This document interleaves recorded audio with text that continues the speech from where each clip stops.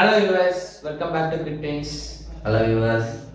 Okay, T20 World Cup squad announce பண்ணிட்டாங்க. Not only for T20 World Cup, New Zealand சீரிஸ்க்கு இதே டீமோட தான் போக போறாங்க T20 டீம்.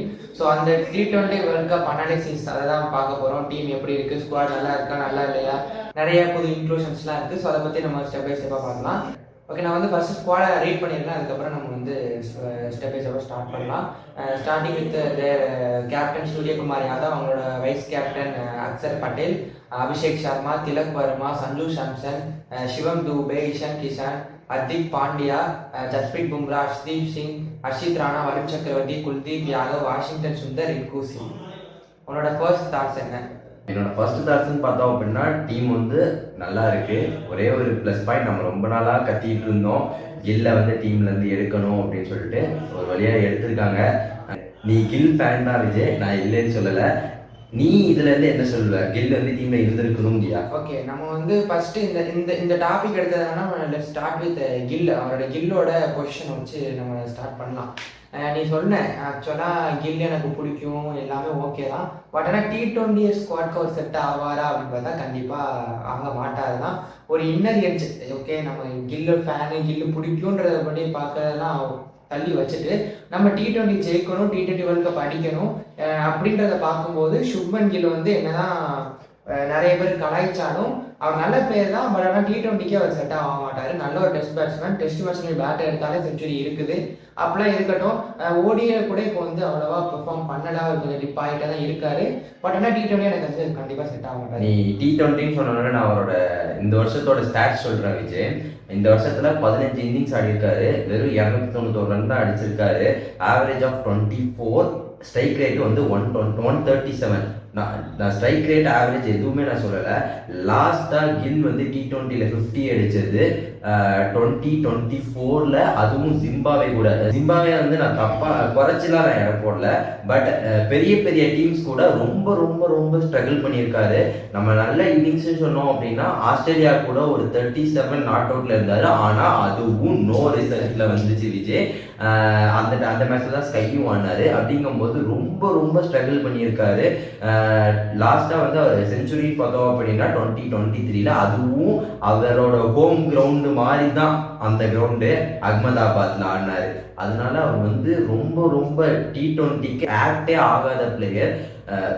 மோசமாக T20ல இந்த இவ்வளோ சான்ஸ் கொடுத்தும் இவ்வளோ வாய்ப்பு கொடுத்தும் யூஸ் பண்ணிக்க தெரியல. நிறைய ஓப்பனர்ஸ் இருக்காங்க, ஜெய்ஸ்வாலாக இருக்கட்டும், சாம்சனாக இருக்கட்டும், ருத்துராஜாக இருக்கட்டும், எல்லாரையும் உட்கார வச்சு அவருக்கு வாய்ப்பு கொடுத்தாங்க, நிறைய வாய்ப்பு கொடுத்தாங்க. ஆனால் அவர் வந்து அதை யூட்டிலைஸே பண்ணிக்கல T20லங்கிறது என்னோட ரொம்ப ரொம்ப வருத்தம். அவர் நினச்சிருந்தா ஓடிஏல நல்லா பெர்ஃபார்ம் பண்ணியிருக்காரு, டெஸ்ட்டில் நல்லா பெர்ஃபார்ம் பண்ணியிருக்காரு. லாஸ்ட்டாக கூட நம்ம ஒரு மேட்ச் நடந்துச்சு சவுத் ஆப்பிரிக்கா கூட, ரொம்ப கம்மியான டார்கெட் தான், நல்லா தான் எடுத்துட்டு போனாரு. நல்லா அவர் நினைச்சிருந்தா கடைசி வரைக்கும் நின்றுக்கலாம். நீ சொன்ன சென்சிபிள் நாக் ஆடுறாரு, நிறைய டாட்டை வைக்கிறதுனால சென்சிபிள் நாக்னா திலக் வர்மா ஆடினாரு, கடைசி வரைக்கும் நின்றாரு, நாட் அவுட்ல போனாரு. ஸ்ட்ரைக் ரேட் வந்து பிலோ 100 இருந்துச்சு திலக் வர்மாக்கு, இருந்தாலும் வந்து நாட் அவுட்ல போனாரு. அந்த மேட்ச் அவர் நின்றுக்கணும், நாட் அவுட்ல போயிருந்துருக்கணும். ஆனா அவர் வந்து அந்த மேட்சும் அவுட் தான் ஆனாரு. கரெக்டான பாயிண்ட் தான். ஆக்சுவலாக ரொம்ப எல்லாருமே சொன்னாங்க, எல்லா ஃபேன்ஸும் சரி, அது ருத்ராஜ் ஃபேன்ஸாக இருந்தாலும் சரி, RCB ஃபேன்ஸாக இருந்தாலும் எல்லா ஃபேன்ஸுமே வந்து அப்போஸ் பண்ணாங்க. பட் ஆனால் இது வந்து அவ்வளோ நம்ம வந்து கிரிட்டிசைஸ் பண்ணக்கூடிய ஒரு டிக்ளூஷன் அப்படிலாம் நம்ம சொல்ல முடியாது. கண்டிப்பாக இது வந்து ஏற்றுக்கொள்ளப்பட வேண்டிய ஒரு சாக்கு அப்படின்னு சொல்லலாம். அவங்க வந்து டோ இன்ஜுரின்னு சொல்லும் போதே நம்ம நினச்சோம் 2 இதில் கண்டிப்பாக தூக்கிடுவாங்க அப்படின்ட்டு, அது மாதிரி தூக்கிட்டாங்க. பட் ஆனால் இதில் இன்னொன்று பார்க்க வேண்டியதுன்னா ஸ்கையோட ஃபார்ம். நம்ம வந்து கில்லை பற்றி பேசணும் அப்படின்னா கண்டிப்பாக ஸ்கையை பற்றி பேசாமல் இருக்கவே முடியாது. என்னெல்லாமோ ஹைப் பண்ணாங்க, 360 அப்படி இப்படி சொன்னாங்க. டு பி ஹானஸ்ட் 360 கூட கம்பேர் பண்ணுறதுக்கு இவர் கொஞ்சம் கூட எனக்கு தெரிஞ்ச லாய்க்கெலாம் சொல்ல, யார் என்ன அடித்தாலும் பிரச்சனை இல்லை. 360ன்றதுக்கு வந்து நல்ல அதை வந்து ஒரு அது வந்து ஒரு ஏலியன், அந்த ஏலியன் கூட கம்பேர் பண்ணது எனக்கு தெரிஞ்சு எனக்கு முன்னாடியே ஒட்டு வரல. ரொம்ப புவரான பெர்ஃபார்மன்ஸ், நல்லாவே பண்ணலை. இவரும் வந்துட்டு கில்லோட எக்ஸ்ட்ரா 6 மேட்ச் ஆடிருக்காரு. 6 மேட்ச் ஆடி இவருக்கு ரொம்ப கம்மியான ரன் தான் ஸ்கோர் பண்ணியிருக்காரு. ஆனால் ரிசல்ட்ஸ் கொடுத்துட்றாரு, என்னவோ வின் பண்ணி கொடுத்துட்றாரு. பட் ஆனால் அதை மட்டும் வச்சு பார்க்க முடியாது. ஏன்னா எப்படி வின் பண்ணுறாரு அப்படின்னா யாராவது ஒருத்தர் கிளிக் ஆகிறாங்க. இவரோட கேப்டன்சியில் வந்துட்டு நம்ம ஆல்ரெடி பார்த்துட்டோம் நம்ம சவுத் ஆப்பிரிக்கா சீரீஸில். ஏன்னா ஹர்ஷ்தீப் அந்த ஒய்டு போடும்போது நீ எவ்வளோ பெரிய பவுலராக இருந்தாலும் ஒரு வைடு போட்டேன்னா நீ போய் பேசணும் கண்டிப்பாக. நம்ம ரோஹித் இருக்கும்போது நான் பார்த்துருப்போம், விராட் இருக்கும்போது பார்த்துருக்கோம், தோனி இருக்கும்போது பார்த்துருக்கோம். எல்லா கேப்டன்ஸ்லேயும் வரும். ஒரு கேப்டன் வந்து பேசலாம், இல்லை சீனியர் பவுலர்ஸ் போய் பேசலாம், இல்லை சீனியர் பேட்ஸ்மேன்ஸ் போய் பேசலாம். யாரும் மாற்றி போகிறார், தொடர்ந்து 6 வைடு போடுறாரு, தொடர்ந்து 6 வைடு, அதுவும் வைடு யாருக்கெல்லாம் போட்டார் நிறையா, நல்லா ஃபுல்லாக 5 6 வைடு யாருக்க போட்டார், யாருமே போய் பேசல. அது ஒன்று. அதுக்கப்புறம் பேட்டிங் ஆர்டர் பிரவீன், ரொம்ப ரொம்ப புவரான பேட்டிங் ஆர்டர். இவங்களோட ஸ்ட்ரென்த்துக்கு பேட்டிங் ஆர்டர் சூப்பராக கொண்டு போகலாம். அக்சர் படேல போய் 1 டவுனில் இறக்கி விடுறது, அஷித் ராணாவை போய் 2 டவுனில் இறக்கி விடுறது, குல்தீப் யாதவை விட்டால் ஓப்பனிங் இறக்குறது, அப்படின்லாம் கண்டிப்பாக வந்து இது ஏற்றுக்கூட பட முடியாத ஒன்று. ஏன்னா அபிஷேக் சர்மா கிளிக் ஆனால் அந்த மேட்ச் ஜெயிக்கிறாங்க. நீ எல்லாம் வாட்ச் பாரு. பார்த்தோம் அப்படின்னா இந்த அனலைஸ் பண்ணாலும் நம்ம பார்த்துக்கலாம். ஏஷியா கப் வந்து பார்த்துக்கிட்டு இருக்கோம். T20 எடுத்துட்டோம் அப்படின்னா அபிஷேக் சர்மா கிளிக் ஆனால் மேட்ச் அடிக்கிறோம். அப்படி இல்லைன்னா டிவி அடிச்சா உண்டு. டிவியும் ஃப்ளாப் ஆனாரு, அபிஷேக்கும் ஃப்ளாப் ஆனாரு, அந்த மேட்ச் நம்ம தோக்க தான் போகிறோம் அப்படின்ற மாதிரி தெரிஞ்சிச்சு. பவுலிங்லையும் யாராவது ஒருத்தங்க எடுக்கிறாங்க, அப்போ நம்ம ஜெயிக்கிறோம். சூப்பரான ஸ்குவாடு இது, நல்ல ஒரு ஸ்குவாடு தான். இந்த ஸ்குவாட் வந்து குறைய சொல்ல முடியாது. இந்த ஸ்குவாட் வச்சு அடிக்க முடியலை அப்படின்னா இனிமேல் நம்ம கௌதம் கம்பீரை நம்ம குத்தமே சொல்ல முடியாது. டீம் மேலே தான் சொல்ல சொல்லணும், பிளேயர் மேலே தான் சொல்ல சொல்லணும். கண்டிப்பாக இந்த ஸ்குவாடை அடிக்கக்கூடிய ஸ்குவாடாக இருக்காங்க. நம்ம வந்து ஸ்கை பர்ஃபார்மன்ஸ் பற்றி நம்ம பேசிகிட்டு இருக்கோம். ஸோ நீ என்ன நினைக்கிறேன்? விஜய், ஸ்கையோட பர்ஃபார்மன்ஸ் நான் ஆட் பண்ணிக்கிறேன். அவர் லாஸ்ட்டாக 50 அடிச்சது அக்டோபரில் 2024, அதுவும் பங்களாதேஷுக்கு அகேன்ஸ்டாக 35 of 75 அடிப்பார். ஐபிஎல்ல பார்த்தோம் அப்படின்னா மேல அடிச்சாரு பஞ்சாபுக்கு அகேன்ஸ்டாக. ரீசன்ட் ஃபார்ம் வந்து ரொம்ப ரொம்ப ரொம்ப மோசமாக இருக்கு. இன்டர்நேஷ்னல் கிரிக்கெட்டில் 19 இன்னிங்ஸ் ஆடி இருக்காரு, 218 ரன் அடிச்சிருக்காரு. ஆவரேஜ் வந்து வெறும் 13. அவரோட இதுக்கு ரொம்ப ரொம்ப எனக்கு தெரிஞ்சு பவுலர் அஷித் ராணா கூட நல்ல ஆவரேஜ் வச்சிருப்பாருன்னு நினைக்கிறேன். ரொம்ப மோசமான ஆவரேஜ். அதே மாதிரி நம்ம ஸ்கைனால என்ன பேசுவோம் அப்படின்னா எத்தனை விக்கெட் போனாலும் அவர் வந்து அக்ரஷனை குறைக்க மாட்டாரு. 170+ ஸ்ட்ரைக் ரேட்ல ஆடிட்டு இருந்தவர் இப்போ இந்த வருஷம் 2025 அவர் ஸ்ட்ரைக் ரேட் 123. ஒரு 50 கிடையாது, ஒரு 100 கிடையாது. 3rd ஹையஸ்ட் செஞ்சுரி வச்சிருக்காரு, 4 செஞ்சுரி. ஒரு 50 கூட இந்த வருஷம் அடிக்கல. ரொம்ப ரொம்ப ஸ்ட்ரகிள் பண்ணியிருக்காரு. 3 டக்கு வேற அடிச்சிருக்காரு இந்த சீசன்ல.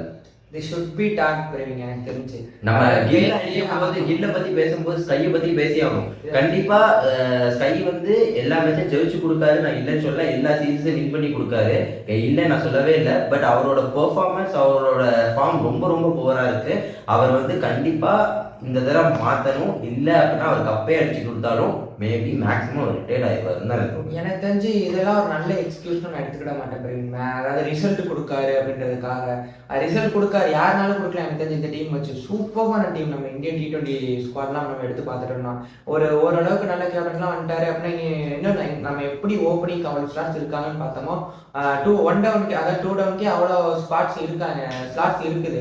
ஒரு சேஷர் உட்காந்துருக்காரு, ஒரு கேஎல் ராகுல் உட்காந்துருக்காரு, த்ரூஜூரல் கூட ஆடலாம் அப்படின்ற மாதிரி நிறைய ஸ்லாட்ஸ் இருக்கு. ஸோ அதனால கண்டிப்பாக ஸ்கை பற்றி பேசி ஆகணும். திஸ் ஷுட் பி, அதாவது this might be his last chance அப்படின்றத வந்து நானும் சொல்கிறேன். ஏன்னா இதை பற்றி யாரும் பெருசாக பேச மாட்டேங்கிறாங்க. அவர் கேப்டன், அதனால யாரும் அதை பற்றி பேச மாட்டேங்கிறாங்க. ரொம்ப போராடிட்டு இருக்காரு.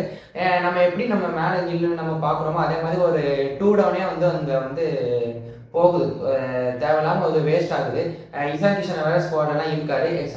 ஓகே, ஆல்ரெடி நிறைய லெஃப்ட் ஹேண்ட் அடிச்சிருந்தாங்க, ஆட வைக்க முடியாது. அதெல்லாம் இன்னொரு பக்கம் இருந்தாலும் கண்டிப்பாக ஸ்கை இந்த சீரீஸ் கண்டிப்பாக அடிச்சே ஆகணும். நியூசிலாந்து சீரீஸ் இருக்கு, T20 சீரீஸ் ஹோப்ஃபுல்லி அடிப்பாரு நம்ம எதிர்பார்ப்போம். இதுக்கப்புறம் வந்து ஒரு சூப்பரான இன்க்ளூஷன் பற்றி நம்ம பேசலாம் பிரவீன். ஃபர்ஸ்ட் எடுத்தோடனே இஷான் கிஷன் நிறைய பேர் சொன்னாங்க, நம்மளே பேசியிருக்கோம், ஐபிஎல் வச்சு டீம் எடுக்கிறாங்க. என்னப்பா ஐபிஎல் மட்டும் லேண்டா போதுமா? அப்போ ஸ்மார்ட்ல அடிக்கிறவன், விஜயகர்தனில் அடிக்கிறவன், ரஞ்சில் அடிக்கிறவனா சும்மா உட்காந்து மிச்சா சாப்பிடணுமான்னு பேசிக்கிட்டே இருந்தாங்க. அதுக்கு பதில் கொடுக்குற மாதிரி ஒரு ஸ்டேட்மெண்ட் விட்டுருக்காரு. இஷான் கிஷன் டீம்ல இருந்தே ஒதுக்கப்பட்டாரு, திருப்பி டீம்ல கம்பேக் கொடுத்துருக்காரு. சூப்பர்மான நாட்டில் டீமை ஜெயிக்க வச்சாரு, அடிச்சாங்க, டிராஃபி அடிச்சாங்க, ஸ்குவாட்ல வராரு. என்னதான் இருக்கு ஸ்குவாட்ல இடம் இல்லை, அதாவது பிளேயிங் லெவலில் இடம் இல்லாமல் இருக்கட்டும். பட் ஆனால் ஒரு இந்தியன் டீம்ல திருப்பி ஒரு கம்பேக் கொடுத்துருக்காரு. இஷான் கிஷனை பற்றி நம்ம கண்டிப்பாக பேசியே ஆகணும். ஜார்க்கண்டுக்கு வேற மாதிரி பர்ஃபார்மன்ஸ், கேப்டனாக வேற 10 இன்னிங்ஸில் 500 ரனுக்கு மேலே அடிச்சிருக்காரு, ஆவரேஜ் 57, 2 செஞ்சுரி அடிச்சிருக்காரு. கண்டிப்பாக வேற மாதிரி பர்ஃபார்மன்ஸ் பண்ணியிருக்காரு. எனக்கு தெரிஞ்சு இந்த டீமில் அவருக்கு இடம் இல்லை, பட் நல்ல ஒரு இன்க்ளூஷன். ஒருவேளை அபிஷேக் சர்மாக்கோ இல்லை சஞ்சுக்கோ ஏதாவது இன்ஜுரி ஆச்சுன்னா அவரை வந்து ஓப்பனிங் ஆட வைக்கலாம். நல்ல ஒரு இன்க்ளூஷன். நீ சொன்ன விஜய், அவரை வந்து டீம்லேருந்து ஒதுக்குனாங்கன்னு, ஒதுக்குனதுக்கு காரணமே வேற. இவர் தான் வந்துட்டு ஐபிஎல்லுக்காக நான் டொமஸ்டிக் ஆட மாட்டேன்ட்டு போனார். அதனால டீம்ல வந்து ஒதுக்குனாங்க. ஒரு வழியாக அதை ரியலைஸ் பண்ணி டொமஸ்டிக்கை வந்து ஆடி நல்லா பெர்ஃபார்ம் பண்ணி திரும்பி டீமுக்குள்ள வந்திருக்காரு. குட் ஒன், நல்ல ஒரு பிக்கு. அடுத்து பார்த்தோன்னா ரிங்கு சிங் ரொம்ப ஹாப்பியாக இருக்குது. அவர் எதுக்கு டீம் ஓட்டு எடுத்தாங்கன்றதே தெரியல, ஒரு இதுவுமே இல்லை. நல்ல ஃபார்மில் இருக்கும்போது எடுத்தாங்க. எப்படி அவருக்கு சந்தோஷப்படுறோமோ அதே மாதிரி ஜித்தேஷோட டிராப்புக்கு வருத்தப்படுறேன். ஏன்னா எல்லாருமே அக்செப்ட் பண்ணிக்க வேண்டிய ஒரு பாயிண்ட் தான். ஜித்தேஷ்க்கு கொடுத்த சான்ஸை யூஸ் பண்ணாரு. ரைசிங் ஸ்டார்ஸ் நல்லா பண்ணியிருக்காரு, டொமஸ்டிக்லேயும் நல்லா பண்ணாரு, ஆர்சிபிக்கு ப்ரூவ் பண்ணாரு. ஓகே, நீ என்னதான் நீங்கள் வந்து ரிவ்யூஸ் சொல்லுவாங்க எத்தனை கீப்பர் ஆடுவீங்க அப்படின்ட்டு. நம்ம டெஸ்ட் டீம் எடுத்து பார்த்தோம் அப்படின்னா பண்ட்டு தான் கீப்பர் பேட்ஸ்மேன். ஆனால் த்ரூ ஜுவல் எல்லா பேட்ஸ்மேனும் ஆடுவார், பேட்ஸ்மேனாக ஆடுவார். அப்படி நீங்கள் ஆடி இருக்கலாம். அவங்களுக்கு வந்து ஒரு ஃபினிஷர் ரோல்லாம் தேவை. Jitesh Sharma proven contender. ரிங்கு சிங் நல்லா பண்ணியிருக்காரு, ரீசன்ட் ஃபார்ம் ரொம்ப சூப்பராக இருக்குது. நம்ம எடுத்து பார்த்துட்டோம்னா 106, ஒரு 67, 19, 43, 24 நல்லா ஆடி இருக்காரு. பட் ஆனால் ஜிதேஷ் சர்மா அதை கம்பேர் பண்ணும்போது நல்ல ஒரு அப்பர் ஹேண்டு.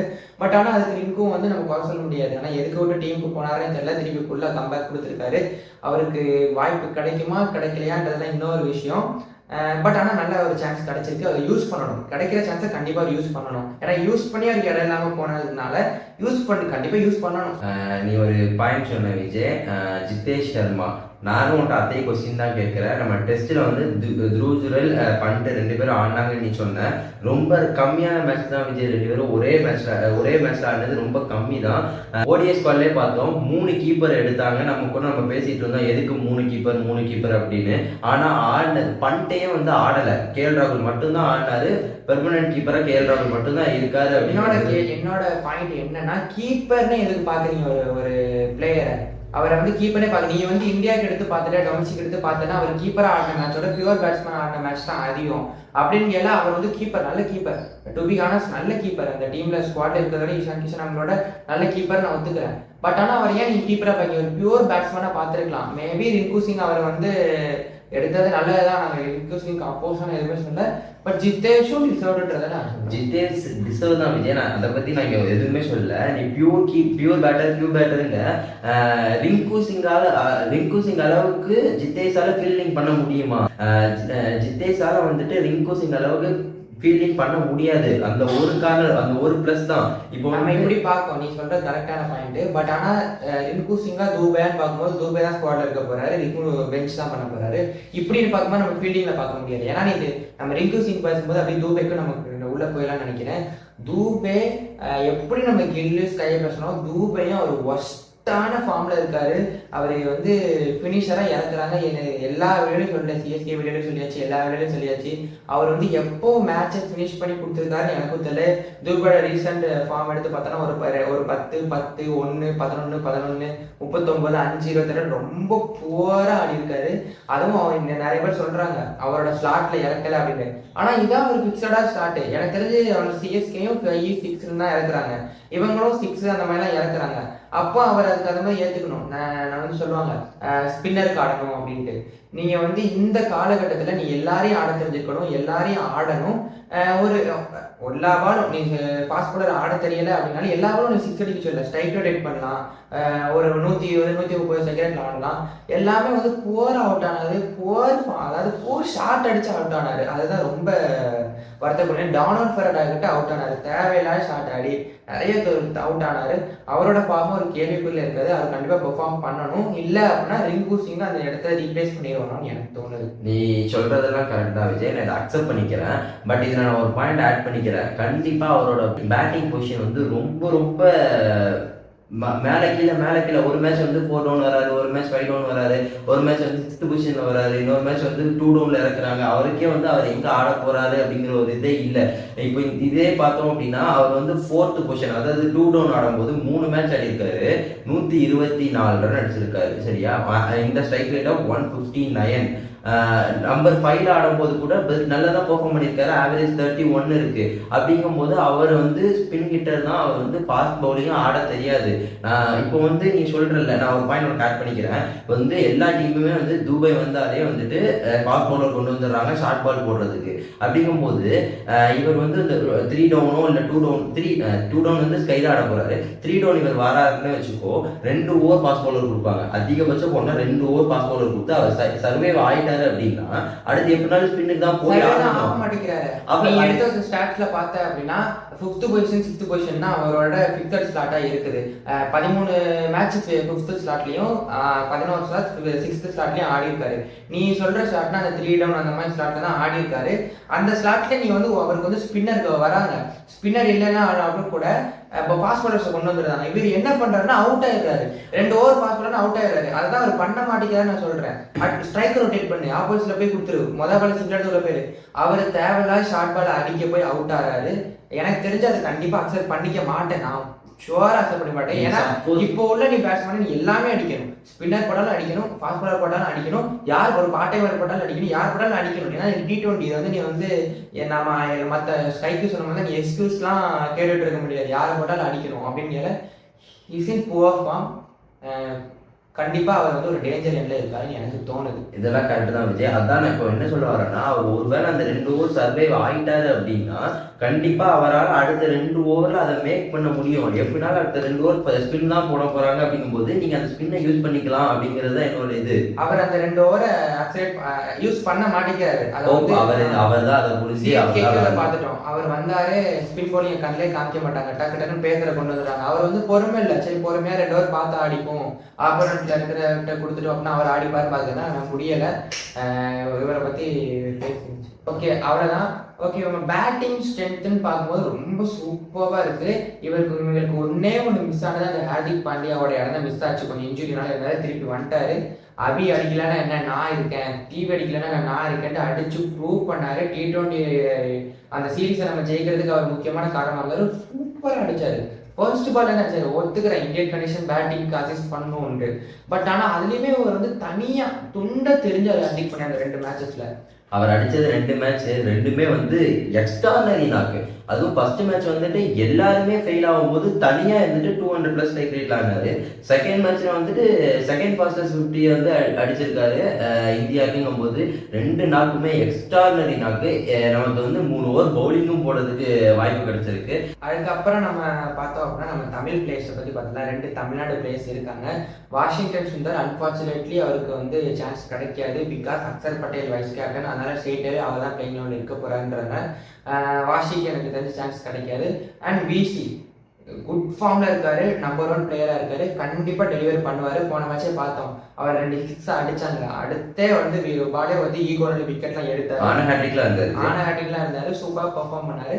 ஸோ அவரை பத்தி பேசுறதுக்கு வந்துட்டு நம்பர் 1 T20 bowler, அவரை பத்தி பேசுறதா பேசிட்டே போலாம். ஏன்னா நிறைய ரெக்கார்ட்ஸ் வச்சிருக்காரு. நம்பர் 1 பிளேயர் விளையாட போறேன்னு சொல்ல முடியாது, நல்லா டெலிவரி பண்ணிடுறாரு. 2 6 கொடுத்தாலும் 3வது பால்ல விக்கெட் எடுத்துறாரு. எப்பெல்லாம் விக்கெட் தேவையோ நீ வந்து பும்ராவையோ விசிக்கோ கொடுத்த அப்படின்னா கண்டிப்பா விக்கெட் எடுத்துறான்னு இருக்காரு.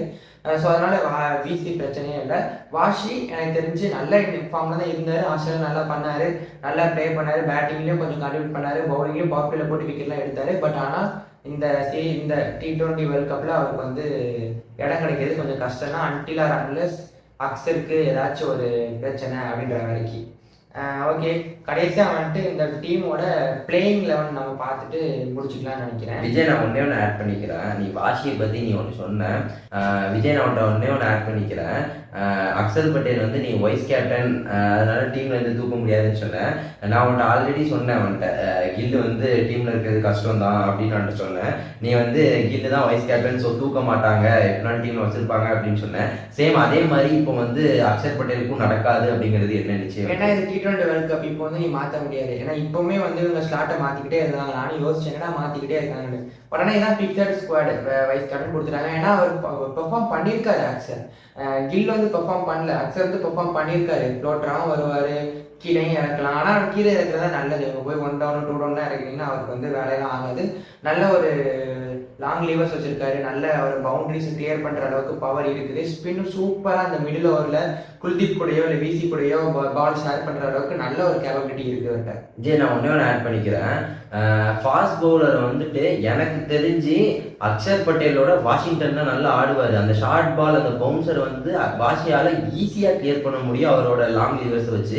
அப்படிங்கும்போது ஏன் அக்சர் பேர்ல வாஷி ஆடக்கூடாதுன்னு அவன்கிட்ட கேட்குறேன். அகடா வாஷிக்கு ஏன்னா வாஷியை வந்து நம்ம பார்க்கும்போது பவர் பிளே பவுலராக தான் யூஸ் பண்ணிக்கிட்டு இருக்காங்க. அப்படிதான் பார்த்தாங்க, அப்படிதான் பார்க்குறாங்க, அப்படிதான் பார்க்க போறாங்க. பட் ஆனால் அவர் வந்து மிடில் ஆர்டரில் கொடுக்கும்போது அடி வாங்கினாரு. நம்ம அதை ஆல்ரெடி நம்ம பார்த்துட்டோம், நிறைய வாட்டி பார்த்துட்டோம். மிடில் ஆர்டர் கொடுத்தா அடி வாங்கினாரு. ஆனால் அக்ஷர் பட்டேல் எடுத்துக்கும் போது அவர் வந்து எங்கே ஸ்பின்னருக்கு எங்கே போடணுமோ அவங்க கரெக்டாக போட்டுட்டு போயிடுவார். கரெக்டாக நச்சு ஆடுவார், போடுவார். ஜடேஜா மாதிரி நக்கு போடுவார், சூப்பராக போடுவார். இன்ஸ்டெட் ஆஃப் பேட்டிங் பவுலிங் கன்சர்னுக்காக அக்ஷரை ப்ரிஃபர் பண்ணியிருக்காங்க வாஷியோட அப்படின்றது என்னோட. நான் இன்னொன்று ஆட் பண்ணுறேன் விஜய். சப்போஸ் நம்ம வாஷியை வந்து பவர் பிளேல கொடுத்துட்டோம் அப்படின்னா நம்ம பும்ரா வந்து கடைசியில் பதுக்கிக்கலாம்ல. நம்ம டெத் ஓவருக்கு நல்ல பவுலிங் போடுறதுக்கு எக்ஸ்ட்ரா ஓவர் கிடைக்கும் பும்ராக்கு. அதே மாதிரி நம்ம லாஸ்ட் மேட்ச் பார்த்தோம், வாஷி வந்து பவர் பிளேல 4 ஓவர் நல்லா போட்டார், 3 ஓவர் நல்லா போட்டாருங்கும் போது ஏன் வந்து வாஷி டீம்ல இருக்கக்கூடாதுன்னு கேட்குறேன். ஏன்னா அவருக்கு வந்து அந்த குயிக் ஃபயர் அந்த 20-30 வாஷியாலையும் கேப்பபிலிட்டி இருக்கு. அப்படிங்கும்போது நம்ம ஏன் வாஷி இறக்கக்கூடாது அப்படின்னு நான் கேட்குறேன். பவர் பிளேன்றதை பொறுத்த வரைக்கும் நீ வந்து ஐபிஎல்ல இல்லைன்னா ஒரு 3 match series 5 match series try series ஆடுற அப்படிங்கிற ஒரு ஸ்பின்னரை வந்து நம்ம வந்து ப்ரிஃபர் பண்ணலாம். ஆனால் ஒரு மேஜரான ஐசிசி டோர்னமெண்ட் வருது, ஒரு T20 வேர்ல்ட் கப், ஒரு சாம்பியன்ஸ் ட்ராஃபி அப்படின்னு வரும்போது நீ வந்து ஸ்பின்னரை நம்பி பவர் பிளேல போவேன் அப்படின்னு சொல்றது எனக்கு தெரிஞ்சு ஓகேவா இருக்காதோன்ற மாதிரி தோணுது. நீ சொல்ற பும்ராவை பதுக்கலாம் அப்படின்ட்டு. பும்ரா ஓப்பனிங்ல போட்டா ஒரு விக்கெட் கிடைக்கும், 2 விக்கெட் கிடைக்கும். நம்ம வந்து பும்ராட் வந்து ஒரு அசூரன்ஸ் கொடுக்கலாம். ஓகே, வந்து பவர் பிளேல வந்தால் கண்டிப்பாக 2 விக்கெட் எடுத்து கொடுத்துருவான்ற அசூரன்ஸ் கொடுக்கலாம். பட் ஆனால் வாஷிக்கு அப்படி கிடையாது. சூப்பராக போடுவார், நல்ல ஒரு 4 ரன் ஒரு 5 ரன் ஓவர்னு கொடுத்துட்டு போயிடுவார், நல்ல ஒரு ப்ரெஷர் பண்ணிட்டு போயிடுவார். பட் ஆனால் விக்கெட் எடுப்பாரான்றது டவுட் தான். ஏன்னா ஆர்சிபிக்கு ஆடும்போது சரி, ஐபிஎல்ல வந்து விக்கெட்ஸ் எடுக்கிறதோட எக்கனாமிக்கலாக போட்டிருக்காரு பவர் பிளேல. பட் விக்கெட்ஸ் காலம் அப்படின்றது போது கொஞ்சம் கம்மியாக தான் இருக்கு. அந்த இதில் வச்சு பார்க்கும்போது Axar Patel might be good choice middle போடுறதுக்கு. பட் ஆனால் ஓகே, அவங்க வந்து பவர் பிளேல உனக்கு நீ பும்ரா வந்து கடைசி டெத்தில் உனக்கு வேணும், நல்ல ஒரு ஸ்பின் கண்டிஷன் அப்படின்னு பார்க்கும்போது 2 பேரையும் ஆட வைக்க முடியாது. ஒருத்தங்களை கண்டிப்பாக ட்ராப் பண்ணி தான் ஆகணும். ஏன்னா விசி ஆல்ரெடி இருக்காரு. குல்தீப்கே சான்ஸ் கிடைக்குமான்னு தெரியல. ஏன்னா இந்தியன் கண்டிஷன் ஆடுறோம் கிடைக்கும். பட் ஆனால் அவர் கிடைக்குமான்றது தெரியல, பொறுத்திருந்து பார்க்கலாம். கடைசியாக வந்து பிளேயிங் லெவனுக்குள்ளே போயிடலாம் பிரவீன். நான் என்னோட பிளேயிங் லெவன் சொல்லிடுறேன், நீ அக்செப்ட் பண்ணுறியா இல்லைன்னா எதுவும் மாற்றங்கள் எதுவும் இருக்குமான்றதை வந்து சொல்லிடு. ஸ்டார்டிங் வந்து கண்டிப்பாக அபிஷேக் சர்மா, அவர் தான் நம்மளோட வந்து துருப்பிச்சிட்டு அவர் அடித்தாருன்னா நம்ம வந்து இந்த T20 வேர்ல்ட் கப் அடிப்போம், இல்லைன்னா வாய்ப்பு இல்லைன்ற மாதிரி தான் தோணுது. அவர் கூட வந்து ஓப்பன் பண்ணுறது கண்டிப்பாக சஞ்சு சாம்சன் தான். நல்ல ரெக்கார்டு இருக்குது, நிறைய செஞ்சுரி அடிச்சிருக்காரு, ப்ரூவ் பண்ணியிருக்காரு. லாஸ்ட் மேட்ச் கூட ப்ரூவ் பண்ணிட்டு போயிட்டாரு. அதுக்கப்புறம் 1 டவுனில் கண்டிப்பாக டிவி தான் வரணும், ஸ்கை வரக்கூடாது, கண்டிப்பாக டிவி தான் வரும். சூப்பராக பண்ணியிருக்காரு. நம்பர் 4ல் ஸ்கை, நம்பர் 5ல் ஹர்திக் பாண்டியா, நம்பர் 6ல் அக்ஷர், நம்பர் 7ல் தூபே ஆர் ரிங்கு. ஆனால் தூபே தான் கண்டிப்பாக இறக்குவாங்க. அவருக்கு ஏதாவது பிரச்சனை அப்படின்னா ரிங்கோ வந்து கொண்டு வரலாம். நம்பர் 8ல் ஹர்ஷித் ராணா. ஏன் ஹர்ஷ்தீப்க்கு நான் போகலை அப்படின்னா, India will prefer deep batting liner. அப்படி நம்ம பார்க்கும்போது 7 பேட்டிங்கில் கண்டிப்பாக போக மாட்டாங்க. ஒன்று ஒரு பவுலர் ட்ராப் பண்ணிட்டு மேலே பியூர் பேட்டர் ஒரு இஷான் கிஷனோ இல்லை ரிங்கோ ஆட வைப்பாங்க. அப்படின்னா கண்டிப்பாக ஹர்ஷித் ராணா தான் எனக்கு தெரிஞ்சு நம்பர் 8ல் ஆடுவார். ஏன்னா நல்ல ஒரு பேட்டிங் அவரால் ஆட முடியும். 8ல் வந்து ஹர்ஷித் ராணா, 9ல் பும்ரா, 10ல் குல்தீப், 11ல் வருண் சக்கரவர்த்தி. இந்த டீமில் நம்ம எடுத்து பார்த்தோம்னா 3 ஸ்பின்னர் இருக்காங்க, விசி, குல்தீப் அண்ட் அக்ஷர். இது இந்தியன் கண்டிஷன்றதுனால 3 pure spinner, 2 pure fast bowler, Harshit Rana and Bumrah. ஹர்திக்கும் தூபையும் கண்டிப்பாக போடுவாங்க. தூபை போடலைன்னா கூட ஹர்திக் போடுவார். ஒரு ஸ்ட்ராங்கான ஒரு 6 பவுலிங் லைனே இவங்கள்ட்ட இருக்கு. நல்ல ஸ்ட்ராங்கான ஒரு 6 பேர் பவுலிங் போடுவாங்க. நான் வந்து இதை அக்செப்ட் பண்ணிக்கிறேன் விஜய். பட் வந்து நீ வந்து என்ன சொன்ன, ஓப்பனிங் வந்துட்டு Abhishek Sharma along with Sanju Samson, 1 down டிவி இல்லை அப்படின்னா, அதாவது அந்த அவங்க வந்து அந்த லெஃப்ட் ரைட் காம்பினேஷன் பார்க்கும்போது சஞ்சு அவுட் ஆனார்னா ஸ்கை வருவாருங்கிற மாதிரி இருந்துச்சு. ஓகே, 1 3 4 அங்கே முடிஞ்சிடும். 5 வந்து ஹர்திக் சொல்லியிருக்க, 6 வந்து அக்ஷர் பட்டேல் சொல்லியிருக்க. நான் அங்கே தான் உனக்கு ஒன்று ஆட் பண்ணிக்கிறேன். நானா இருந்தேன் அப்படின்னா இந்தியன் கண்டிஷன் அதுக்காக மட்டும் தூபேக்கு பதிலாக நான் வந்து வாஷி ஆடுவேன். சேம் லெஃப்ட் ஹேண்டர் தான். கடைசியில் வந்துட்டு ரொம்ப கஷ்டப்படுறாரு தூபே வந்து ஃபாஸ்ட் பவுலர்ஸ் அடிக்குங்கும் போது வாஷியால் ஃபாஸ்ட் பவுலர்ஸை நல்லாவே ஆட முடியும். நம்ம ரெக்கார்ட்ஸ் எடுத்து பார்த்தா கூட வாஷி வந்து ஸ்ட்ரைக் ரேட் நல்லா இருக்குது ஃபாஸ்ட் பவுலர்ஸுங்கும் போது நான் வாஷி ஆடுவேன். அந்த ஒரு இது வாஷி இல்லைன்னா ரிங்கு ஆடுறது போயிட்டு ரிங்குவே ஆடிட்டு அதான் வாஷி உனக்கு வந்து எக்ஸ்ட்ரா பவுலிங் ஆப்ஷன் வேணும் அப்படி ஒரு பட்சத்தில் வாஷி இல்லை அப்படின்னா ரிங்கு ஆடுவேன்.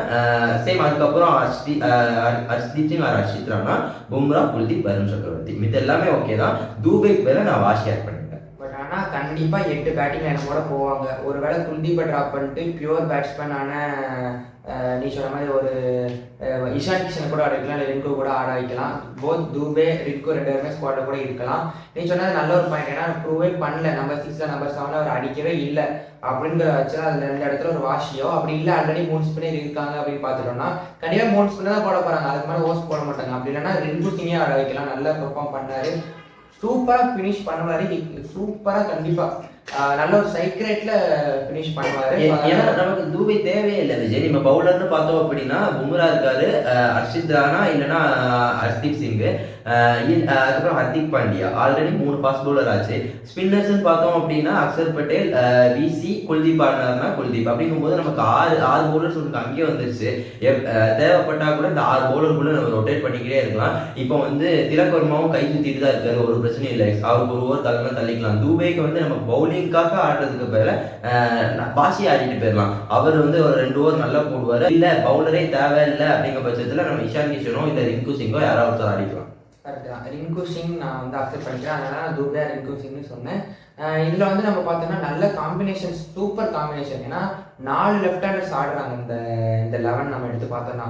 ஏன்னா ஸ்டார்டிங்கில் வந்துட்டு ஒரு அபிஷேக் சர்மா இருக்கட்டும், டிவியா இருக்கட்டும், தூபையா இருக்கட்டும், அதுக்கப்புறம் அக்ஷர் பட்டேலா இருக்கட்டும், 4 லெஃப்ட் ஹேண்டர்ஸ் வராங்க.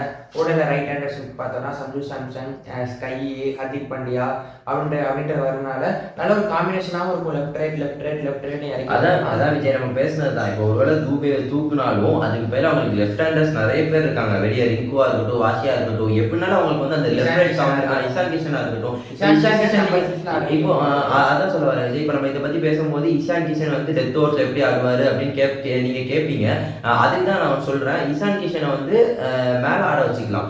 3 டவுன்ல என்னமோ ஆட வச்சுட்டு ஹர்திக் பாண்டியாவை கீழே ஆட வச்சுக்கலாம். ஹர்திக் பாண்டியாவால எங்கனாலும் ஆட முடியும். 1 டவுன் ஆடுனா நம்மளுக்கு கண்டிப்பா ரொம்ப சூப்பரா ஆடுவார். ஏன்னா அவருக்கு வந்து யூஸ் பண்ணிக்கணும். ஏன்னா அவர் வந்து ஒரு 30 அடிச்சு அவுட் ஆகுறது, 20 அடிச்சு அவுட் ஆகுறதுலாம் கிடையாது. நல்ல ஒரு 50 ஆடுறது. அவர் எனக்கு தெரிஞ்சு எவ்வளவு சீக்கிரம் வராங்களோ, ஹர்திக் பாண்டியா எவ்வளவு சீக்கிரம் வராரோ அவ்வளவு சீக்கிரம் இந்தியாவுக்கு நல்லது, நமக்கு நல்லது. அதெல்லாம் கரெக்ட் தான் விஜய். ஒருவேளை இஷான் கிஷன் ஆடுறாங்க அப்படின்னா இஷான் கிஷனை மேல ஆட வச்சுட்டு கீழே வந்து ஹர்திக் பாண்டியா ஆடுற மாதிரி வச்சுக்கணும். இல்ல அப்படின்னா எனக்கு தெரிஞ்சு இஷான் கிஷன் இந்த டீம்ல இடம் இல்லை. தூபே இல்லைன்னா ரிங்கு இல்லைன்னா வாஷி, 3 பேர்ல யாரோ ஒருத்தர் தான் ஆட போறாங்க. எனக்கு என்னை பொறுத்த நீ சொல்றது கரெக்ட் தான், அக்செப்ட் பண்ணிக்கிறேன். எனக்கு என்னை பொறுத்தவரையும் இந்த டீம்ல எடுத்து பார்த்தோம்னா கண்டிப்பா வாஷிங்டன் சுந்தர், அதுக்கப்புறமா இஷான் கிஷன் 2 பேருமே கண்டிப்பாக பெஞ்சில் தான் இருப்பாங்க கிடைக்க அப்படின்னு தோணுது. அன்டில் அன்லெஸ் யாருக்கும் எதுவும் இன்ஜுரி இல்லை இல்லாது ஹெல்த் இஷ்யூஸ் அப்படின்ற வர வரைக்கும். ஸோ வேஸ் நீங்கள் என்ன நினைக்கிறீங்க? இந்த பிளேயிங் லெவல் வந்து நீங்கள் அக்செப்ட் பண்ணிக்கிறீங்களா, இல்லைன்னா உங்களுக்கு வேறு எதுவும் ஆப்ஷன் இருக்கா, இல்லை வேறு ஏதாவது காம்பினேஷன் நீங்கள் புதுசாக யோசிக்கிறீங்களா அப்படின்றத கீழே கமெண்ட் செக்ஷனில் சொல்லுங்கள். ஸோ நாங்களும் பார்த்து தெரிஞ்சுக்கிறோம். முடிஞ்ச அளவுக்கு நாங்கள் வந்து டிஸ்கஸ் பண்ணுற வேண்டியதாக கவர் பண்ண வேண்டியதாக கவர் பண்ணுறேன்னு நினைக்கிறோம். கில்லை பற்றி பேசிட்டோம், ஸ்கை பற்றி பேசிட்டோம். யார் ஸ்கை பற்றி நிறைய விடலாம் அடிக்க மாட்டாங்க, நாங்கள் ஓப்பனாக பேசிட்டோம். ஸ்கை வந்து எக்ஸ்போஸ் அவ்வளோதான், எக்ஸ்போஸ் ஆகிட்டாரு. அவர் வந்து ஒரு டூவார்டே, அதாவது இந்த கைத்து மேலே நடப்பாங்கன்னு சொல்லுவாங்கல்ல, அந்த மாதிரி தான் அவர் இருக்காரு. அது இச்சே ஆகணும் அப்படின்ற மாதிரி சில பிளேயர்ஸ்லாம். எனக்கு தெரிஞ்சு அபிஷேக் சர்மா இவ்வளோ நாள் அடித்ததுனால இவர் வந்து ஓவர் ஷேடாக பண்ணுறாங்க. அதனால கில்லு பெர்ஃபார்ம் பண்ணாதது, ஸ்கை பெர்ஃபார்ம் பண்ணாதது, தூபே பெர்ஃபார்ம் பண்ணாததுலாம் அதிகமாக தெரிய மாட்டேங்குது. ஒருவேளை அபிஷேக் சர்மாவும் ஃப்ளாப் ஆனாரு அப்படின்னா அப்போ வந்து நமக்கு தெரியும் யார் பெர்ஃபார்ம் பண்ண மாட்டேங்கிறாங்கன்றதுனால ஆயிருக்காது.